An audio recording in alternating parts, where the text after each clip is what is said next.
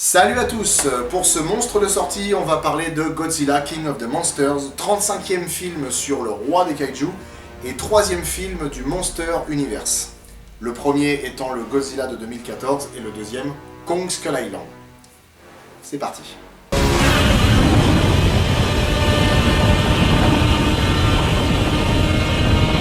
Alors je vous raconte vite fait le topo. L'histoire se passe 5 ans après les événements du premier film Godzilla. L'agence Monarch a disséminé un petit peu partout dans le monde des avant-postes qui permettent de surveiller des titans en hibernation. Les titans, ce sont des créatures gigantesques qui ont vécu dans notre monde il y a de ça très longtemps. L'agence Monarch a recruté Emma Russell, qui est une paléobotaniste, qui a inventé une machine qui s'appelle l'Orca. L'Orca permet aux scientifiques de communiquer avec les titans. Et bien évidemment, comme il faut forcément un élément perturbateur, des éco-terroristes vont vouloir s'emparer de cette machine pour libérer les titans et leur permettre de reprendre leurs droits sur le monde. J'ai plutôt bien aimé le film. Visuellement, je l'ai trouvé vraiment pas mal. Il y a des combats qui sont dantesques, qui sont franchement bien foutus. Et il y a du monstre, en veux-tu, en voilà. Mais le seul problème, c'est que le film pêche par son scénario et ses personnages.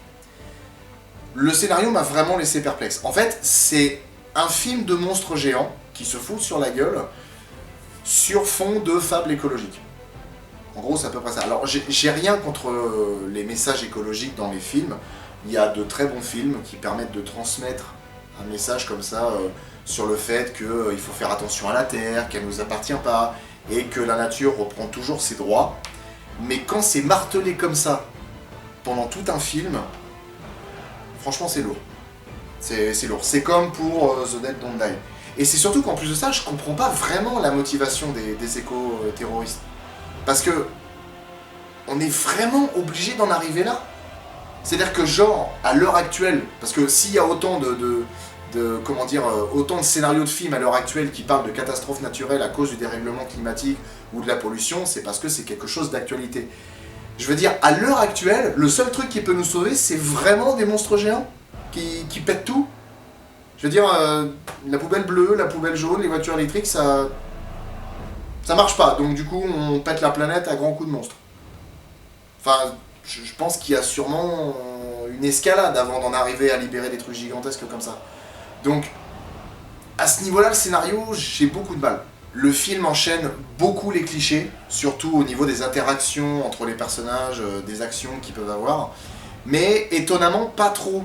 Au niveau des combats, les combats sont plutôt bien foutus, même si des fois on n'échappe pas à des scènes qui, depuis quelque temps, vraiment me sortent par les yeux, c'est-à-dire que pendant un gros combat, il y a toujours des personnages qui ont le temps de s'engueuler, de discuter, de se poser tranquillement, histoire de parler. Non. Il y a deux monstres de 100 mètres de haut qui sont en train de se casser la gueule dans une ville qui est complètement détruite. Vous n'avez pas le temps de discuter. Cassez-vous. Vraiment. C'est quelque chose qu'on retrouve par exemple beaucoup dans les films Avengers, enfin non, dans les films Marvel en général. C'est très souvent un gros moment de bagarre, et là, tiens, hop, une petite blague, ah tiens, t'as pris ma barbe et tout. Non, franchement, on n'a pas le temps. C'est surtout, dans n'importe quel film, on n'a pas le temps, mais surtout là, avec des monstres quasiment nucléaires qui font 100 mètres de haut, on n'a pas le temps. Et justement, les monstres, parlons-en. Alors déjà, bien évidemment, on retrouve Godzilla, qui d'ailleurs a fait un petit peu de muscu depuis le dernier film, parce que du coup il a vachement pris en gabarit. Là à l'heure actuelle ils lui ont donné une taille d'à peu près 120 mètres alors qu'il était à 108 mètres dans le film précédent. Son design a été retravaillé, hein, les espèces de gros plots qu'il avait avant à la place des jambes. Si vous avez vu le film, vous devez vous rappeler de cette scène dans l'aéroport, on voit une espèce de gros pied qui ressemble à rien, qui se pose comme ça, et la terre se met à trembler. Là pour le coup, lui ont fait des belles grosses pattes de gros dinosaures bien comme il faut, donc ça pour le coup c'est bien. Son cri aussi a été retravaillé. Là, il a un cri qui est beaucoup plus proche du cri du Godzilla originel. Vraiment. Dans le premier film, son cri était vraiment stylé, mais on avait plus l'impression d'entendre la saturation du son à cause de la puissance de son cri que réellement son cri. Donc là, pour le coup, ça apporte un petit plus à la bestiole. Et du coup, au niveau des monstres, on a 3 nouveaux monstres qui sont bien évidemment des piliers des films Godzilla qu'ont créé les Japonais à travers les décennies et les décennies. On a Mothra, qui est en gros la patronne des gros papillons. C'est un papillon gigantesque qui est super beau, hein, franchement. Le design qu'ils lui ont fait, je vais revenir un peu dessus après, est absolument magnifique. Donc qui je crois est capable de contrôler plus ou moins le temps. On a aussi Rodan, en gros c'est un oiseau de lave, si j'ai bien compris, et qui est capable de faire des bangs supersoniques en volant. On le voit d'ailleurs dans la bande-annonce à un moment, il y a un moment où il passe par-dessus une ville et en fait tous les bâtiments explosent, les gens s'envolent, donc on est sur un bel oiseau, hein, déjà. Et puis pour finir, King Ghidorah. Donc King Ghidorah qui est en gros le rival, vraiment le rival de tous les rivaux de Godzilla, qui est un dragon à 3 têtes, capable de générer des ouragans et qui crache la foudre. Ça va. Donc pour le coup, au niveau des monstres, comme je l'ai dit, les designs sont déjà respectés par rapport au design qu'ont fait les Japonais. Ça, en fait, c'est quelque chose que j'aime beaucoup dans ces films-là. C'est que autant celui de 98, je l'aime beaucoup, mais Godzilla, ça reste un dinosaure, autant j'adore ces films, enfin en tout cas celui de 2014, et j'aime bien celui-là, au niveau des designs, parce que ça respecte vraiment le design des Japonais. Ils ont fait des designs tordus, mais là pour le coup, je trouve que dans le film, ils sont archi stylés.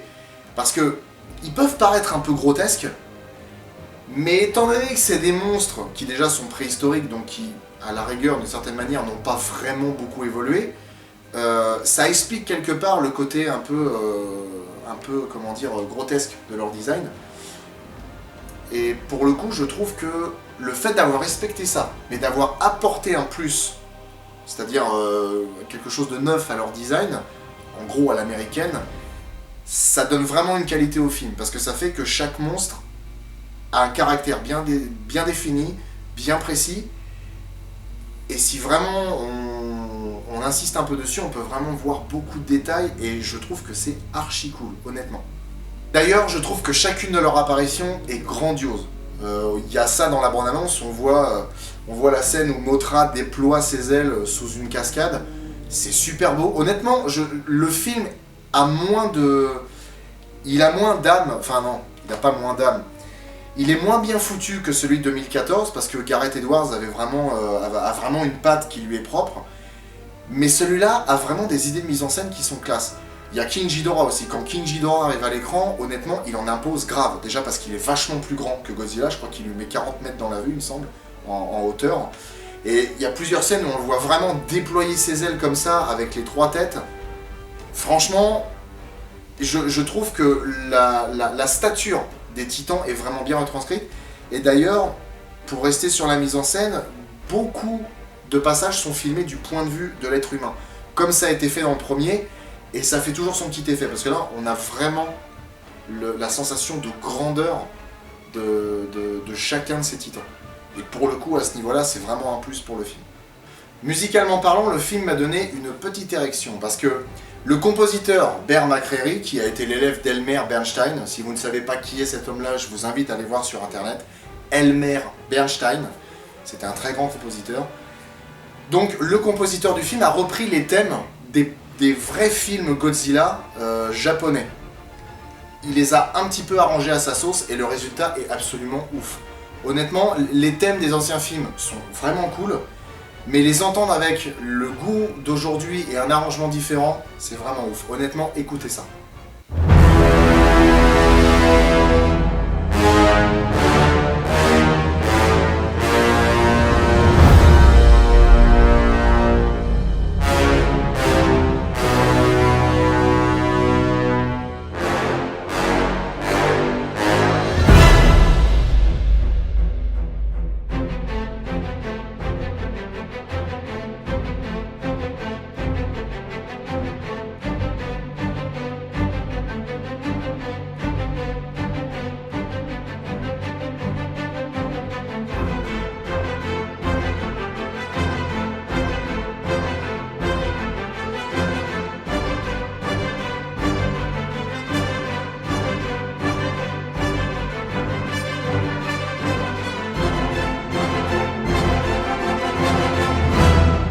Côté casting, le film est franchement bien fourni, même si malheureusement les personnages, on s'en fout un peu.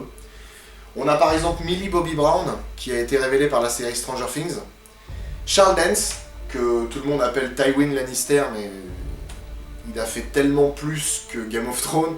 Il a par exemple joué dans Last Action Hero avec Arnold Schwarzenegger, il a joué dans Alien 3, il a même joué dans 2 Underworld et dans le SOS Fantôme de 2016. Vera Farmiga aussi est présente au casting. Alors elle est surtout connue dans le domaine des films d'horreur puisqu'elle a joué dans la série Conjuring et d'ailleurs dans quelques spin-offs qui sont dérivés de Conjuring. Et elle a joué aussi dans le film Esther, qui est un film d'horreur qui est sorti il y a déjà pas mal de temps. Pour les plus anciens d'entre vous, ou en tout cas les gens qui ont plus de 30 ans, vous vous rappelez de ce mec-là? Kyle Chandler, Demain à la une. Elle était énorme cette série. Franchement, j'adorais cette série. Mais il n'a pas fait que ça. Il a aussi joué dans King Kong de Peter Jackson, qui est sorti en 2005, et aussi dans Super 8, qui est un film que j'aime beaucoup. Et évidemment, ces deux films-là, je les ferai tôt ou tard dans Monstres de Film. Pour conclure, je vous dirais que Godzilla King of the Monsters est pas une catastrophe, c'est même une suite relativement banale, mais qui va toujours souffrir de la comparaison avec le premier, et surtout de son scénario et de ses personnages. Vous faites un film avec des monstres géants qui doivent se foutre sur la gueule. Vous pouvez développer tellement d'empathie et d'interaction rien qu'avec ça. Je sais que c'est compliqué de faire un film qui peut être principalement muet. Enfin, muet, c'est une façon de parler, où il n'y a pas vraiment de dialogue, où les humains n'interviennent pas vraiment. Mais c'est faisable. C'est largement faisable, surtout que la majorité des monstres est faite avec de la motion capture. De la performance capture, pardon. Ils ont pris 2 comédiens pour faire Godzilla et King Ghidorah, au niveau du faciès, au niveau des mouvements du visage. Donc vous pouvez leur donner des émotions intéressantes. Vous n'avez pas besoin des humains. Les humains, à la rigueur, je veux bien, parce que ça permet de remettre les choses à l'échelle. On peut les voir de toute leur hauteur. Je veux bien, je dis pas le contraire. Mais ça sert à rien d'insister à mort sur les humains. Honnêtement, laissez les humains de côté et laissez-les vivre. Laissez-les se battre. Voilà. Ce sera tout pour ce monstre de sortie. Je vous dis à la prochaine.